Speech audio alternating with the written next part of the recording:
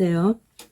여러분, 우리는 보통 아이가 어떤 사람이 될지 고민할 때 교육이나 환경을 먼저 떠올리곤 합니다. 하지만 그보다 더 근본적인 질문이 있습니다. 바로 이 아이는 어떤 부모에게서 태어났는가입니다. 이는 한 인간의 삶 전반에 큰 영향을 미치기 때문입니다. 따라서 남녀의 결합 속에서 다음 세대의 방향성 역시 어느 정도 영향을 받는다고 볼 수 있지요. 이를 쉽게 이해하기 위해 부모의 성향이 자녀의 인격에 어떻게 작용하는지 그걸 도표로 정리해 보았습니다. 첫 번째, 아버지가 선한 성향이고 어머니가 선한 성향이 만나면 자식은 바른 인성과 훌륭한 인물로 성장할 가능성이 큽니다. 두 번째, 아버지의 악한 성향과 어머니의 선한 성향이 만나면 어머니의 선한 가치관의 영향을 받아 자식은 바르게 성장할 가능성이 있습니다. 세 번째, 아버지가 선한 성향, 어머니가 악한 성향을 가지고 있으면 어머니의 부정적인 영향으로 인해 자식이 바르지 못한 성향이 나타날 가능성이 있습니다. 네 번째, 아버지가 악한 성향, 어머니가 악한 성향이 만나면 부모 모두 부정적인 영향으로 자식은 최악의 나쁜 환경 속에서 성장할 가능성이 큽니다. 여러분, 이 도표를 보시면 한 가지 주목할 점이 있습니다. 두 사람 중 한쪽이 부족하더라도 다른 한쪽의 선한 의지가 있다면 아이는 균형을 찾을 수 있습니다. 그런데 표의 두 번째와 세 번째 칸을 보면 같은 조건처럼 보이지만 어머니의 성향에 따라 결과가 극명하게 갈리는 것을 확인할 수 있습니다. 결국 아이를 바로 세우는 것은 조건이 아니라 가장 가까이에서 중심을 지켜주는 한 사람의 마음입니다. 물론 이는 절대적인 법칙은 아닙니다. 한 인간의 성장은 가정 환경과 교육 그리고 개인의 선택이 함께 작용하는 복합적인 결과라고 할 수 있습니다. 하지만 그 다양한 요소 속에서도 아이의 초기 정서와 가치관 형성에는 어머니의 영향이 매우 중요한 역할을 한다는 점을 확인할 수 있습니다. 대표적인 예를 들어보겠습니다. 조선시대에 가장 이상적인 어머니상으로 꼽히는 인물이 있습니다. 바로 신사임당이지요. 현모양처이자 뛰어난 예술가였으며 어진 성품으로 널리 알려져 있습니다. 심사임당은 임신 중에 지켜야 할 세 가지, 이른바 삼불이라고 하지요.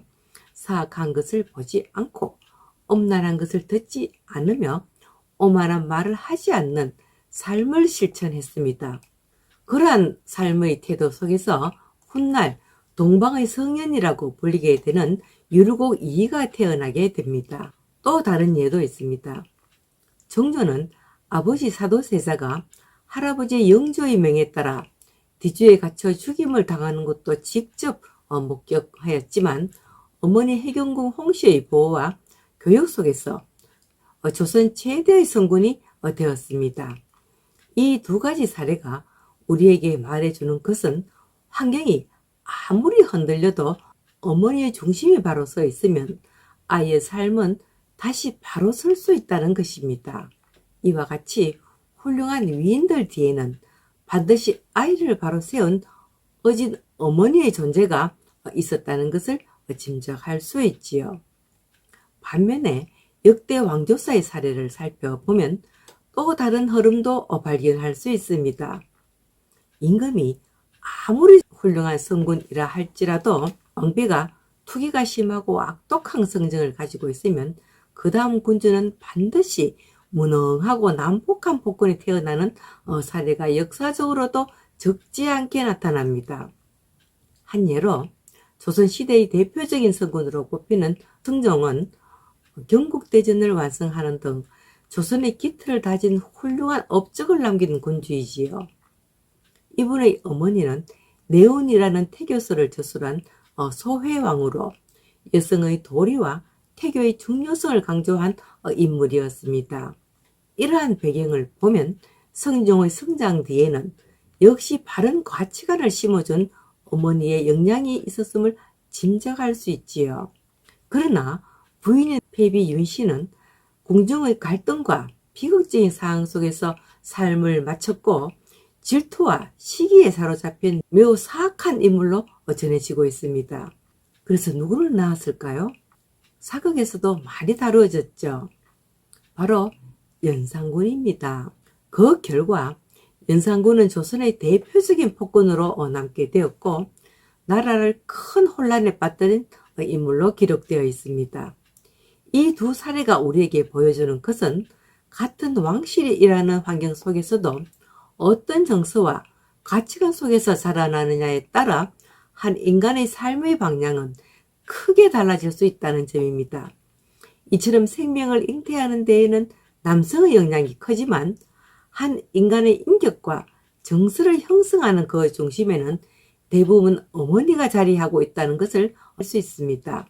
프랑스의 세계적으로 유명한 지도자인 나폴레옹 보나파르트가 직언한 것처럼 자식의 운명은 어머니의 손에 달려있다고 해도 과언이 아니지요. 이 말은 단순한 역할의 강조가 아니라 어머니가 아이에게 어떤 정서적 토대를 마련해 주느냐에 따라 그 아이가 세상을 살아가는 힘이 달라진다는 의미입니다.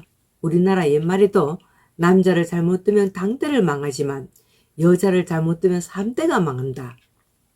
잘못된 남자는 제 집만 망하지만 잘못된 여자는 양 사돈이 망한다 라고 할 정도로 생명 발생에 있어서는 집안에 들어오는 여자의 영향에 더 큰 비중을 두었습니다.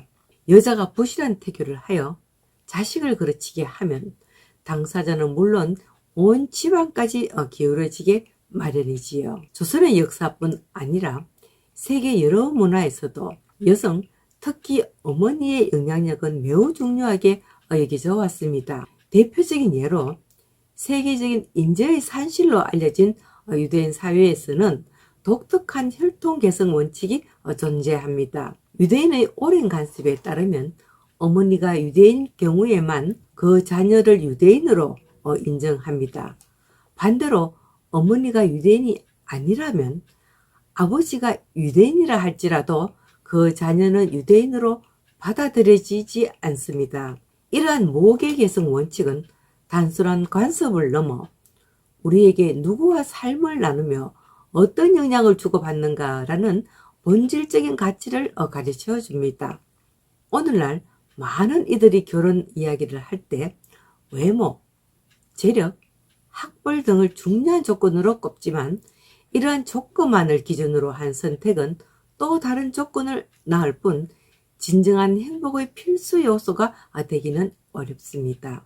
보다 멀리 내다보는 사람이라면 단순한 조건이 아니라 인성과 책임감을 갖추고 새로운 생명을 건강하게 품고 길러낼 수 있는 배우자를 선택하려 할 것입니다. 그 선택은 한 인간의 삶의 출발이자 한 가정의 미래에 깊고도 큰 영향을 미치게 되기 때문입니다. 여러분, 한 인간의 마음은 아이를 품은 어머니의 마음에서 시작됩니다. 어머니의 깊고 진심 어린 사랑은 한 사람의 삶을 바꾸고 더 나아가 세상을 변화시키는 큰 힘이 됩니다. 이 자리를 빌려 세상의 모든 위대한 어머니들께 깊은 감사와 존경 그리고 응원의 마음을 전합니다. 감사합니다.